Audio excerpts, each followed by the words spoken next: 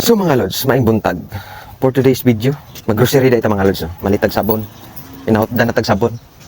Manimahaw na tang piot-piot ani mga lods. A few moments later. Magbiyahe na ta mga lods padto sa tindahan mga lods. Kinahotdan na tag sabon mga lods. Kay gamiton kay ini sa atong pangadlaw-adlaw mga lods no. Panglaba, panghugas og plato. Unya panghugas pagyugkuan. Basta mauna to. Kasabot na mo ato. One eternity later. Diri na di ta karon sa tindahan. Nagpili-pili na ta sa atong palitonon no. Akong paliton dai karon sabon nga bar, powder, Downy, toothbrush, Colgate, og shampoo.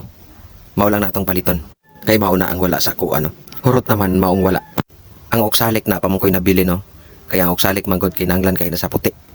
Gamiton kay na sa puti no. Kaya og sabon lang atong asahan sa atong puti. Ang resulta laggo man. Kaya nga akong style maglaba. Brush lang gid akong ginasahan dili kusot. Sige lang tag brush, kusot gamay brush na pod. Ana lang atong tirada sa atong labonon. Dili pareha sa mga babae nga grabe makakusot sa ilang gilabhan. Mo nang resulta sa ilang nilaban nga puti. Sinaw kayo. Tingkad kayo ang pagkaputi. Nya nga tuwa ani, lagom-lagom pa man. Mong ginagamitan na tog og salik. A few moments later. Kay human na lagi ta grocery, biyahe na pud ta pa uli. Kay taod-taod mag-duty na pud ta. Pagsugod na pud ta sa atong daily routine bilang merchandiser no. Display limpyo, hakot, ana lang ang among kinabuhi bilang merchandiser. Lisod pero kaya lang. Masaon kay vocational naman atong nahuman, lisod bug kay mga apply karong panahon ng mga lods, ay kinahanglan man gyud baker no. Bisag 4 years graduate ka, maglisod gyud kag apply. Ang uban gani wala pay trabaho. One eternity later.